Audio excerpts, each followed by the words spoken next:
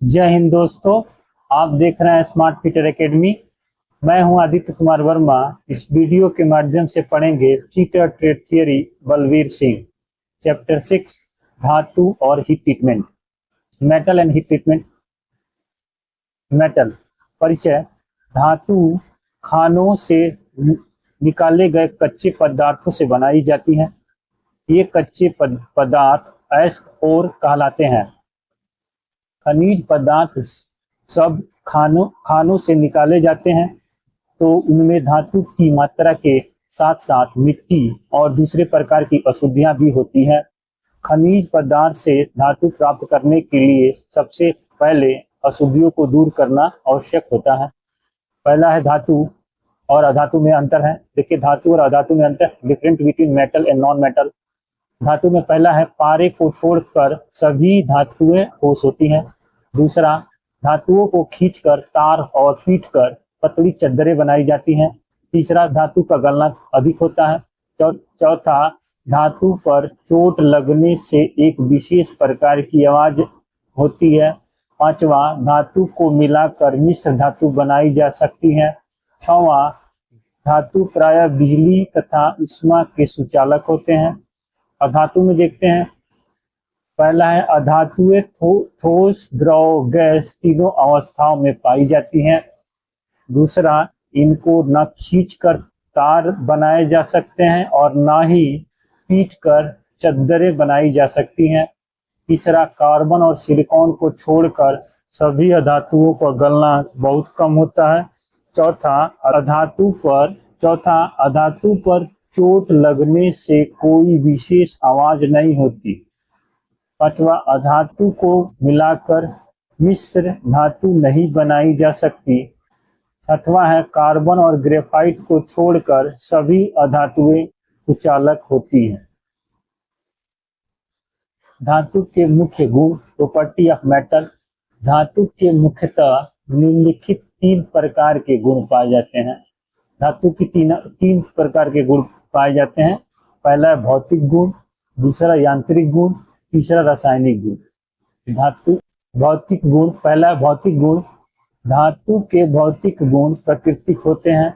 भौतिक गुणों के कारण ही किसी धातु की पहचान की जा सकती है।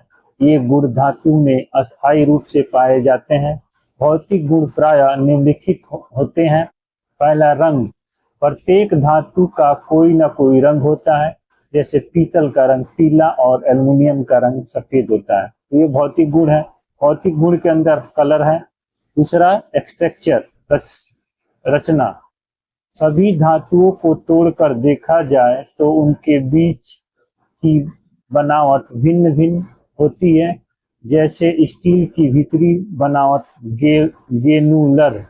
ग्रेनुलर, कास्ट आयरन की क्रिस्टाइन और रॉट आयरन की फाइबर में होती है। प्रत्येक धातु का भार अलग अलग होता है।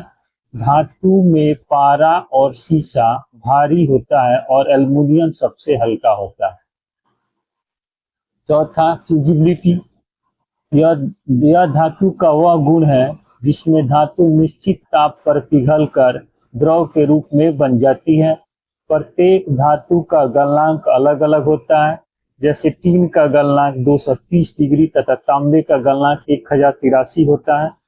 कॉपर का गलनांक अधिकतर एग्जाम में पूछता है, तो ये कॉपर का गलनांक यहाँ से याद कर लीजिए, 1083 होता है। और टीन का गलनांक 230 होता है।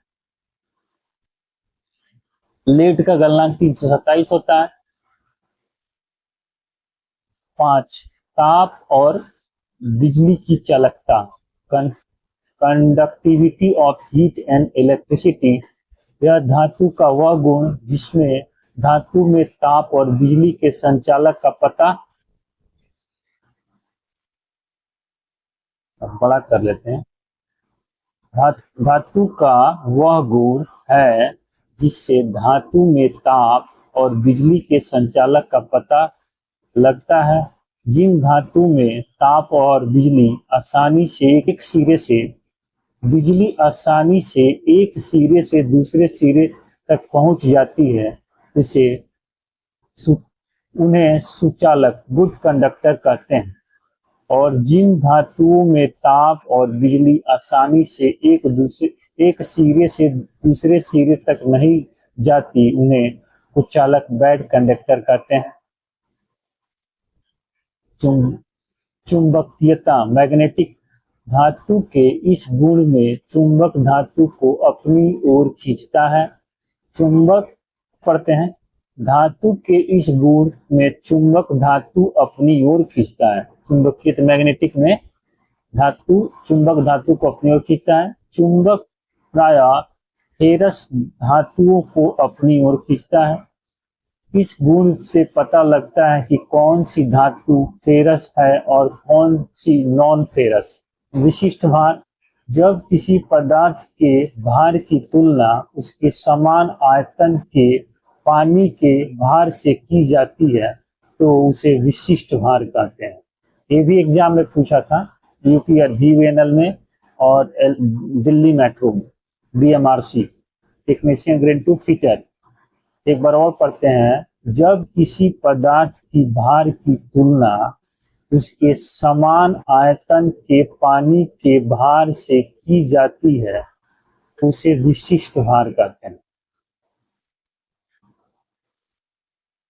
दूसरे शब्दों में कहा जा सकता है कि कोई पदार्थ उसके समान आयतन के पानी के भार से कितना अधिक या कम है। सोने का विशिष्ट भार 19.26 और एल्युमिनियम का विशिष्ट भार 2.67 होता है। ये बहुत इंपॉर्टेंट क्वेश्चन है। ये एग्जाम यांत्रिक गुण, धातु में प्रायः निम्नलिखित यांत्रिक गुण पाए जाते हैं। ये आपका था भौतिक गुण। अब यांत्रिक गुण, यांत्रिक गुण दूसरा, धातु में प्रायः निम्नलिखित यांत्रिक गुण पाए जाते हैं। पहला इलास्टिसिटी, यह धातु का वह गुण है जिसमें यदि धातु पर बल लगाया जाए तो वह अपनी दशा बदल लेती है और बल हटाने पर पुनः वह अपनी पहली स्थिति में आ जाता है। यह गुण प्रायः स्प्रिंग स्टील में पाया जाता है। इलास्टिसिटी क्या है? दूसरा है मैलिबिलिटी, यह धातु का वह गुण जिससे यदि धातु को ठंडी दशा में रोलिंग व हैमरिंग की जाए तो चारों ओर फैल जाती है, अर्थात पतली चादरों के रूप में परिवर्तन हो जाता है और टूटने नहीं पाता। यह गुण सोने में सबसे अधिक होता है। तीसरा डक्टिलिटी, धातु का वह गुण जिसमें धातु को खींचने पर उसके तार बनाए जा सकते हैं और वह टूट नहीं पाती। यह गुण प्लेटिनम में सबसे अधिक होता है। यहाँ से भी क्वेश्चन निकल रहा है। चौथा हार्डनेस, धातु का वह गुण जिसमें धातु को आसानी से काटा पीटा या खरोंचा नहीं जा सकता। हार्ड धातु दूसरे धातु को आसानी से खरोंच सकती है। इस गुण वाले धातु बहुत अधिक कठोर होते हैं। जैसे यदि एक सीसा, लेड और स्टील के टुकड़े को हार्ड नुकीला टूल द्वारा एक जैसी ताकत से लाइन खींची जाए तो लेड का टुकड़े पर स्टील के टुकड़े की अपेक्षा अधिक गहरी लाइन लगेगी, जिससे सिद्ध होता है कि सीसा मुलायम और स्टील हार्ड होती है। पांचवा है टफनेस, यह धातु का वह गुण है जिसमें धातु को यदि बार बार मोड़ा जाए या ट्विस्ट किया जाए तो वह उसे सहन कर लेती है और टूट नहीं पाती। ये टफनेस है। ब्रिटलनेस, यह धातु का वह गुण जिसमें यदि धातु पर चोट लगाई जाए तो वह टुकड़े टुकड़े में होकर टूट जाती है। जैसे कास्ट आयरन, स्टील और लेड के टुकड़ों पर एक जैसी ताकत से चोट लगाई जाए तो लेड पर अधिक गहरा दबाव बनेगा, स्टील पर कम गहरा दबाव और कास्ट आयरन टूट जाएगा। इससे यह सिद्ध होता है कास्ट आयरन में ब्रिटलनेस का गुण होता है। टेनासिटी, यह धातु का वह गुण जिसमें यदि धातु पर खिंचाव शक्ति लगाई जाए तो वह टूटने नहीं पाती। पांचवा हिटिंग रेजिस्टेंस, यह धातु का वह गुण जो धातु को उस पर लगातार लगाने वाले झटकों के कारण अंतिम शक्ति तक उसे टूटने से बचाता है। धातुओं का वर्गीकरण, क्लासिफिकेशन ऑफ मेटल। पहला है फेरस मेटल। जिस धातु में लोहा आधार होता है वह फेरस मेटल कहलाता है, जैसे माइल्ड स्टील, कास्ट आयरन और wrought iron. Non ferrous metal, जिस धातु में लोहे के कण नहीं पाए जाते उन्हें नॉन फेरस मेटल कहते हैं, जैसे एल्युमिनियम, कॉपर, टीन इत्यादि। फेरस एलॉय, दो या दो से अधिक फेरस धातुओं को मिलाकर जो मिश्र धातु बनती है उसे फेरस एलॉय कहते हैं, जैसे chromium steel, tungsten steel, vanadium steel. Non ferrous alloy, दो या दो से अधिक नॉन फेरस धातुओं को मिलाकर जो मिश्रण बनती है उसे नॉन फेरस एलॉय कहते हैं, जैसे ब्रॉस, गनमेटल, ब्रॉन्ज इत्यादि। Ferrous metal non ferrous metal में डिफरेंट। फेरस मेटल, पहला, इसमें लोहे की मात्रा की प्रधानता होती है, जैसे कास्ट आयरन, पिग आयरन इत्यादि। दूसरा, यह केवल काले और ग्रे रंग का होता है। तीसरा, इसका गलनांक अधिक होता है। चौथा, यह ठंडी दशा में ब्रिटल होता है। पांचवा, यह कम सिकुड़ता है। छठवां, इसमें जंग अधिक लगता है। नॉन फेरस एलॉय, पहला, इसमें लोहे की मात्रा नहीं होती है। नॉन फेरस एलॉय में लोहे की मात्रा नहीं होती है, जैसे एल्युमिनियम, तांबा, कॉपर। दूसरा, यह कई रंगों का होता है। तीसरा, इसका गलनांक फेरस मेटल की अपेक्षा कम होता है। यह गर्म दशा में ब्रिटल हो जाता है। यह अधिक सिकुड़ता है। इसमें जंग कम लगता है। लोहे का परिचय। लोहा प्रायः खानों से निकाले गए कच्चे पदार्थ से बनाया जाता है, जिन्हें लोहे के अयस्क कहते हैं। इन अयस्कों को जब खान से निकाला जाता है तो इनमें कई प्रकार की अशुद्धियां मिली रहती है, जैसे कार्बन, सिलिकॉन, मैग्नीज, सल्फर आदि। शुद्ध लोहा प्राप्त करने के लिए विभिन्न विधियों से इन्हें दूर करना पड़ता है। अयस्क के प्रकार, पहला हेमाटाइट। यहाँ एग्जाम में जरूर पूछता है हेमाटाइट के बारे में, मैग्नेटाइट के बारे में, लोहे के परसेंटेज के बारे में, तो इसको एक बार ध्यान से पढ़िएगा और रिवाइज कीजिएगा। हेमाटाइट, यह लोहे का रंग लाल रंग के ऑक्साइड है जिसमें लगभग 70% लोहा होता है। दूसरा, मैग्नेटाइट। मैग्नेटाइट ये लोहे का रंग काले रंग का ऑक्साइड है जिसमें 72.4% लोहा होता है। तीसरा, लिमोनाइट। यह लोहे का ब्राउन रंग का ऑक्साइड होता है। इसमें लगभग लोहा 59.8% होता है। साइडराइट, यह लोहे का भूरे रंग का ऑक्साइड होता है जिसमें लगभग 48% लोहा होता है। पायराइट्स, पांचवा है पायराइट्स। इसमें लोहे की मात्रा 40% से कम होती है। इससे लोहा प्राप्त करने के लिए खर्चा अधिक पड़ता है, इसलिए इसका प्रयोग बहुत कम किया जाता है। लोहे की शोधन विधि। लोहे के अयस्क से निम्नलिखित विधियों के द्वारा अशुद्धियों को साफ किया जाता है। सांद्रण, लोहे के अयस्क को छोटे छोटे टुकड़ों के रूप में तोड़ लिया जाता है।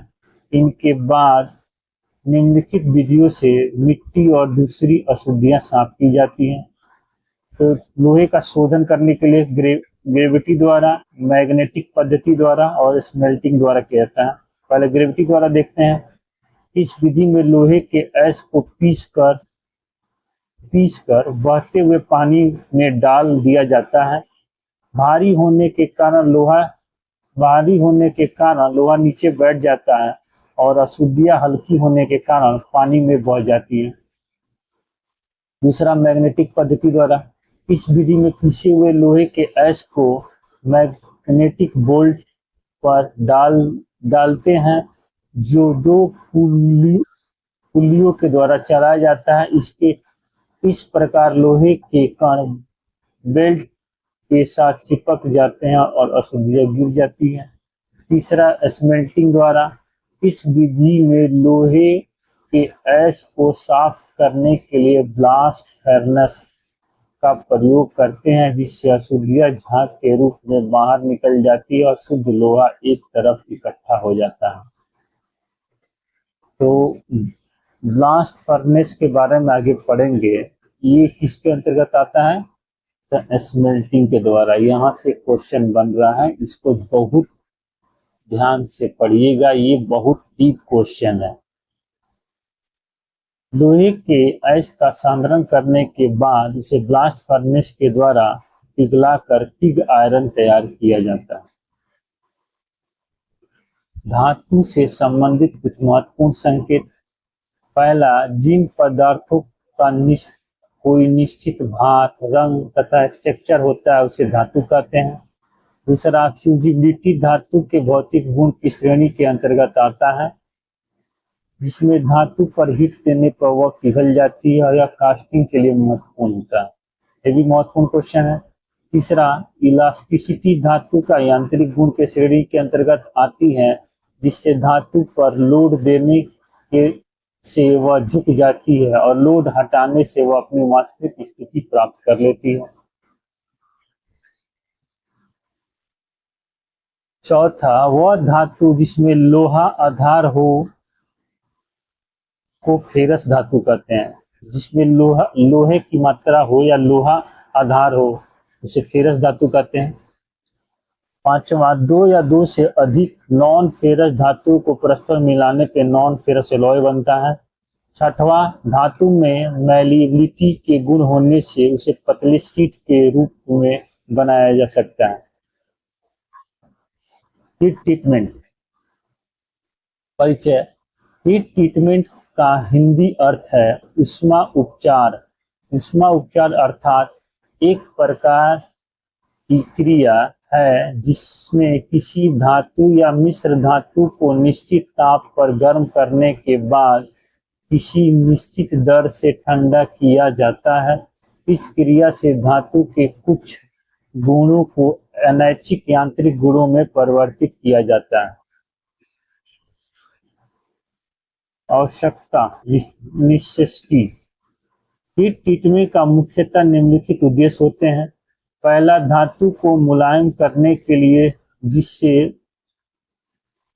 जिससे उस पर दूसरे प्रकार के मशीनिंग कार्य क्रियाएं की जा सके। दूसरा, कटिंग टूल्स में कठोरता का गुण लाने के लिए जिससे वह दूसरे धातुओं को काट सके। चौथा, हार्ड की हुई धातु में भंगुर, ब्रिटलनेस कम करने, टफनेस के गुण बढ़ाने के लिए। चौथा, धातु में ग्रेन्स को रिफाइन करने के लिए। पांचवा, धातु पर ठंडी या गर्म दशा के कार्य उत्पन्न आंतरिक स्ट्रेस को दूर करने के लिए। छठवां, धातु पर जंग लगने से बचाने के लिए। तो धातु पे हीट ट्रीटमेंट का मुख्य उद्देश्य है ये अच्छे हैं, इसको एक बार रिवाइज कर लीजिएगा। आगे हम हीट ट्रीटमेंट के बारे में पढ़ेंगे।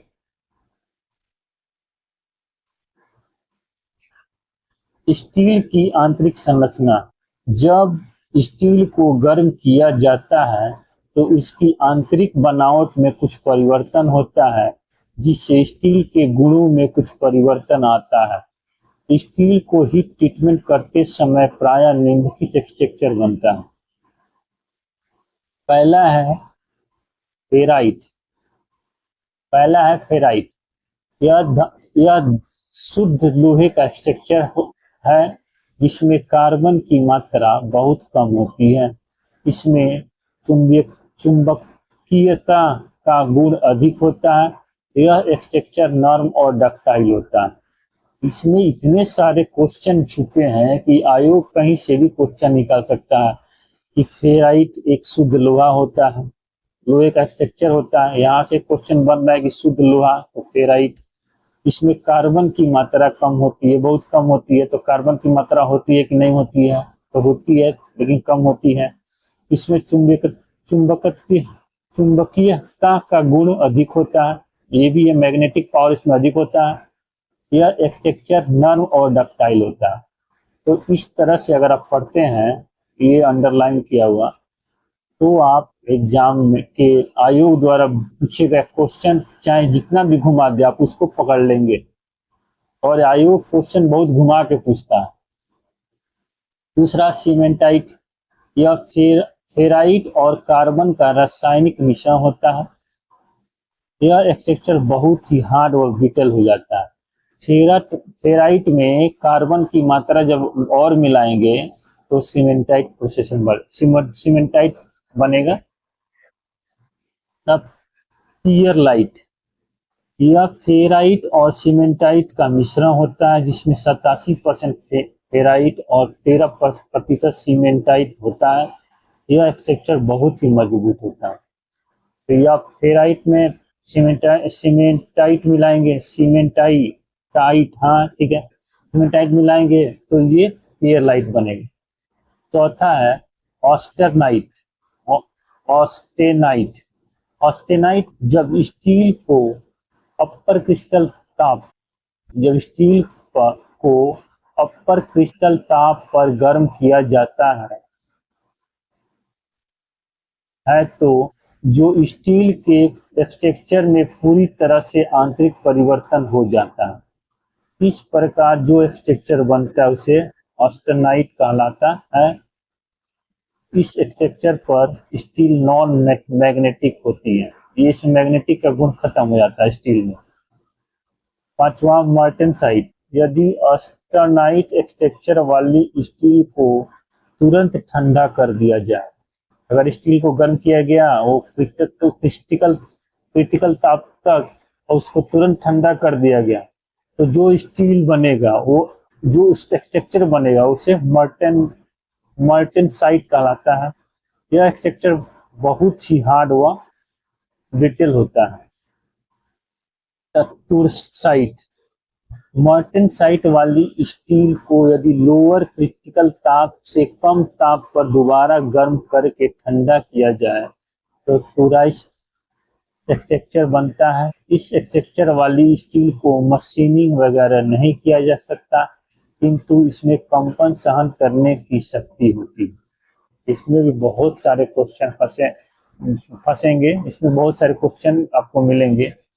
आप इसको एक एक चीज को, एक एक पैराग्राफ को, एक एक वाक्यांश को आप बड़े ध्यान से पढ़िए, वहां से सोचिए कि यहाँ से क्वेश्चन निकल रहा है। 2-3 बार पढ़िएगा तो वो दिमाग में बैठ जाएगा।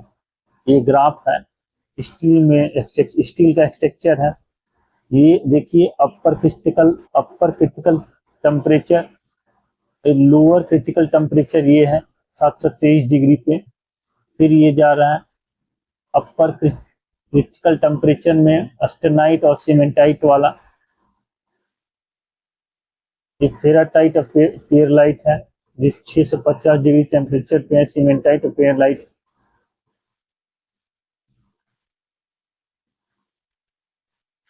सातवां है सर्वाइट। इस प्रकार के स्ट्रक्चर ठंडा होने की दर को कंट्रोल करके प्राप्त किया जाता है। इस स्ट्रक्चर में पियरलाइट अधिक और सीमेंटाइट कम होता है। यह स्ट्रक्चर प्रायः टेम्पर्ड स्टील में पाया जाता है।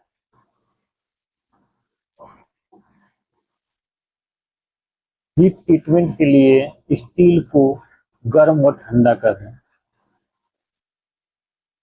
लोअर क्रिटिकल ताप, जब स्टील को गर्म किया जाता है तो इसके तापमान धीरे धीरे बढ़ता है। यह तापमान जब लगभग 723 डिग्री तक पहुंचता है तो इस तापमान के बाद स्टील के आंतरिक बनावट में कुछ परिवर्तन होना आरंभ हो जाते हैं। इस प्रकार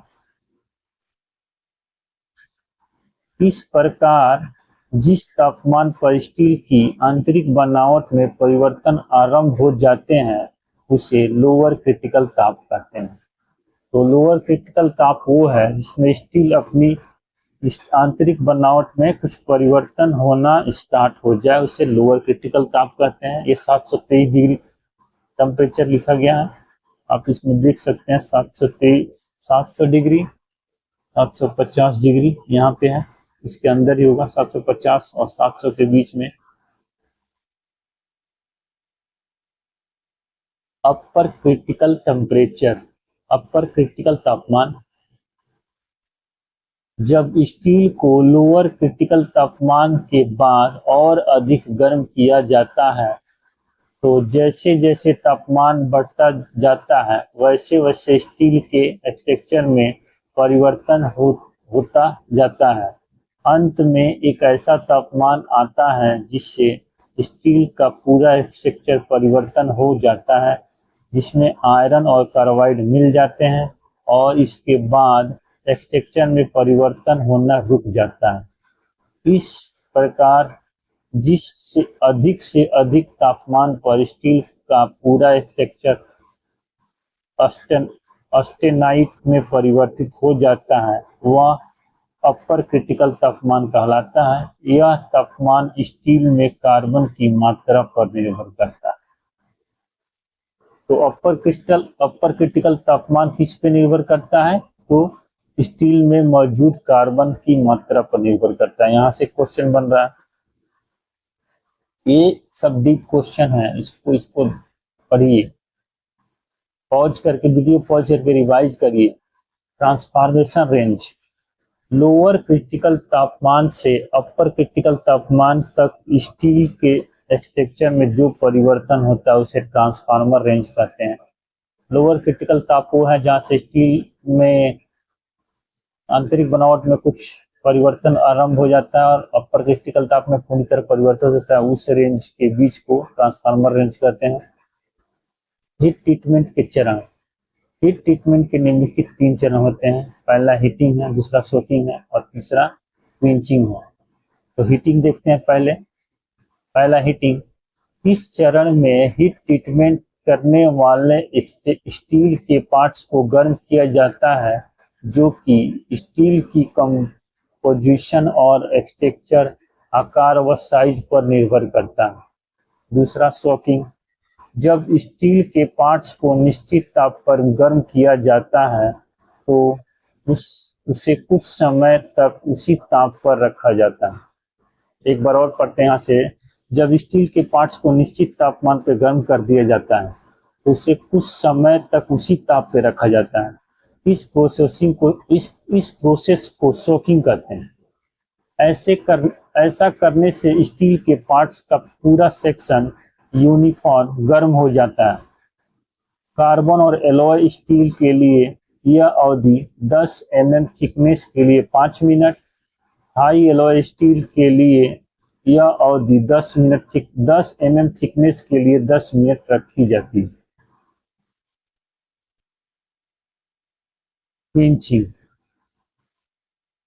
क्विंचिंग है स्टील के पार्ट्स को गर्म करने और सोकिंग समय देने के बाद उसे ठंडा करने के लिए क्विंचिंग किया जाता है।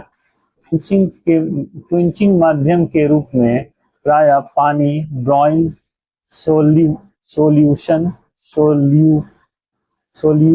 तेल और ठंडी हवा का प्रयोग किया जाता है। मतलब गर्म चीज को ठंडा करने के लिए जो ये 3 चीज डाला जाता है उसे क्विंचिंग कहते हैं। क्विंचिंग मतलब, अगर क्विंचिंग शब्द से आप जोड़ सकते हैं, क्विंचिंग मतलब गर्म चीज को ठंडा करना। पानी द्वारा ब्रोमीन सॉल्यूशन और तेल या ठंडी हवा। प्लेन कार्बन स्टील के लिए पानी का प्रायः क्विंचिंग माध्यम के लिए किया जाता है। प्लेन कार्बन स्टील के लिए पानी का क्विंचिंग के माध्यम से किया जाता है। शुद्ध पानी की अपेक्षा ब्राइन सॉल्यूशन सोडियम क्लोराइड का बॉइलिंग पॉइंट अधिक होता है, जिसके शीघ्र और अच्छी क्वेंचिंग हो जाती है। इसमें बॉइलिंग पॉइंट जब अधिक होगा तो क्विंचिंग आसानी से करेगा। सोडियम क्लोराइड के रूप में क्विंचिंग का प्रयोग किया जाता है, इसका बॉइलिंग पॉइंट अधिक होता है।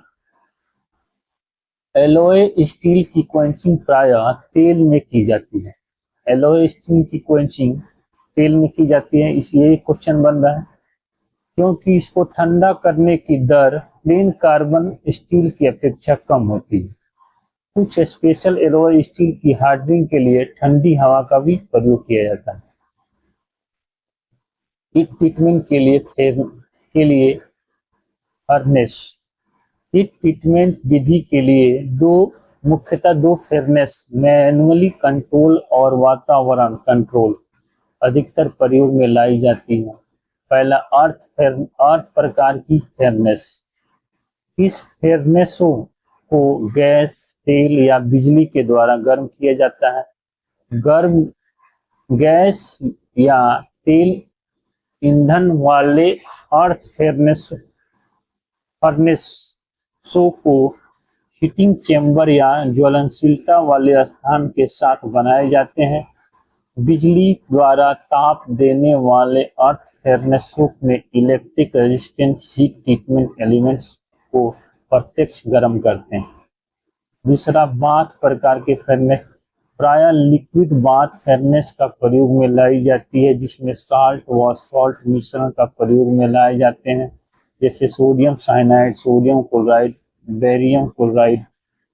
ऑपरेशन की मांग के अनुसार ऐसे अन्य मिश्रण जिसमें फर्नेसों को तेल, गैस या बिजली द्वारा गर्म किया जाता है। एक अच्छी हीट ट्रीटमेंट फर्नेस की विशेषता का इसके चेंबर की सभी साइडों पर यूनिफॉर्म तापमान होता है। ख, इसके तापमान को आसानी से कंट्रोल किया जा सकता है। ग, वातावरण को आसानी से कंट्रोल किया जा सकता है। घ, फर्नेस के तापमान को प्रकट करने के लिए इसमें रिकॉर्डिंग इंस्ट्रूमेंट होता है। अंग, इसमें फ्लेम या ईंधन जॉब के साथ प्रत्यक्ष संपर्क में नहीं आता। च, जॉब को मुड़ने से बचाने के लिए इसमें जॉब को आश्रय दिया जाता है। छ, इसके हीटिंग चेंबर में जॉब को आसानी से रखकर बाहर निकाला जा सकता है। फर्नेस के तापमान की माप। निम्नलिखित का प्रयोग करके फर्नेस के तापमान की माप की जा सकती है। पहला, thermo electric pyrometer, optical pyrometer.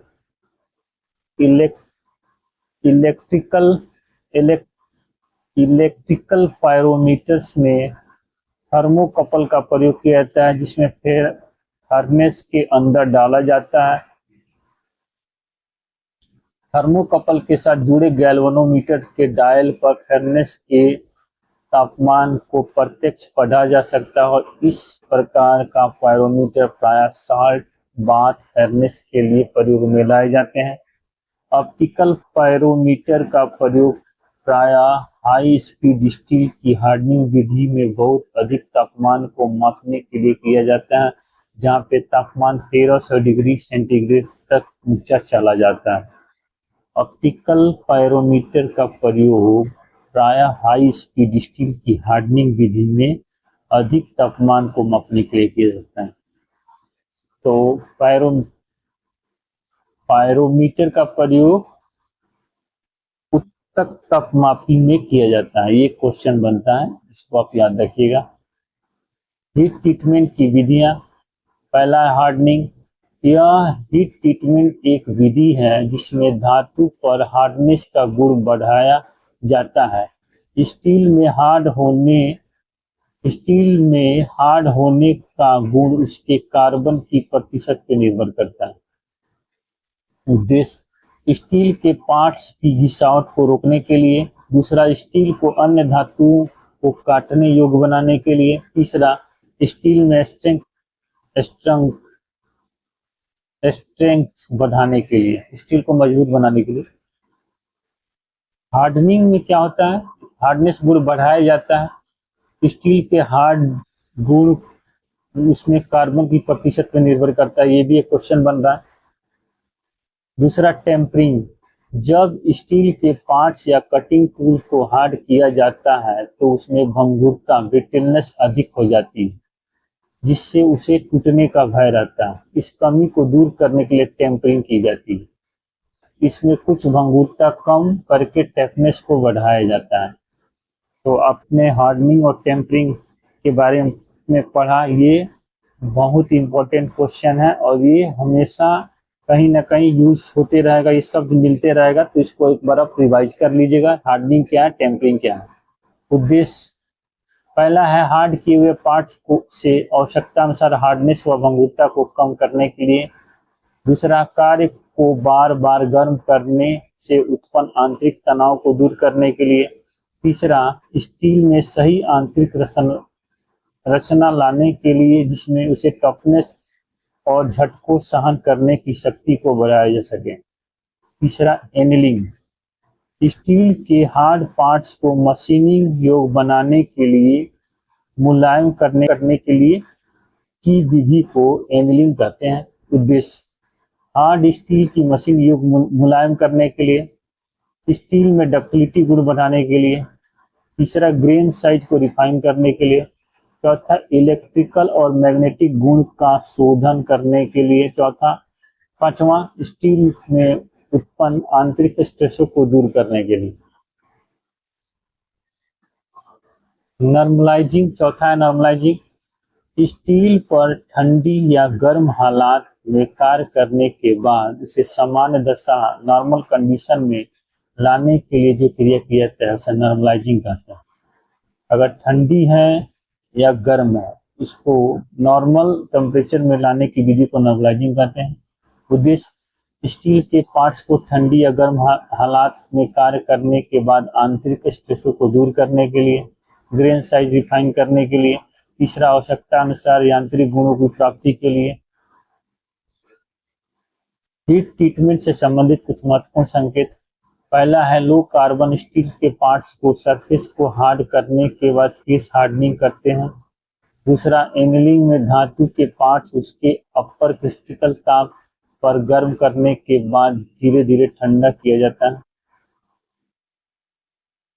तीसरा, टेम्परिंग में धातु के पार्ट्स पर टफनेस बढ़ाई जाती है और ब्रिटलनेस कम की जाती है। टेम्परिंग में धातु की टफनेस बढ़ाई जाती है, ब्रिटलनेस को कम की जाती है। चौथा, हार्डनिंग के लिए पार्ट्स को ऑस्टेनाइट अवस्था तक गर्म करके तुरंत ठंडा किया जाता है। पांचवा, रिफाइंड स्ट्रक्चर प्राप्त करने के लिए नॉर्मलाइजिंग की जाती है। छठवां, कार्बन स्टील को हार्ड करने के लिए हार्डनिंग टेम्परेचर उसको कार्बन की मात्रा पर निर्भर करता है। सातवां, नॉर्मल एनिलिड का अभिप्राय कि कोर्स ग्रेन स्ट्रक्चर रिफाइन हो चुका है। आठवां, हाई स्पीड स्टील की टूल की हार्डनेस प्राय 60 HRC होती है, जिसमें 500 से 600 डिग्री तापमान पर टेम्पर करते हैं। नौवां, गियर और सॉफ्ट पर फ्लेम हार्डनिंग करने के बाद बाहरी सरफेस हार्ड हो जाती है तथा कोर सॉफ्ट रहता है। 10वां, हार्ड किए हुए स्टील के पार्ट्स का स्ट्रक्चर फाइन होता है। 11वां, अपर्याप्त पिंचिंग के कारण तापमान और कार्बन की मात्रा होते हुए भी जॉब में क्रैक्स आ सकते हैं। 12, हीट ट्रीटमेंट का मुख्य उद्देश्य कुछ निश्चित गुणों के को उत्पन्न करने के लिए करते हैं। ये कंप्लीट हो गया हीट ट्रीटमेंट। मिलते हैं अगले वीडियो में। जय हिंद दोस्तों।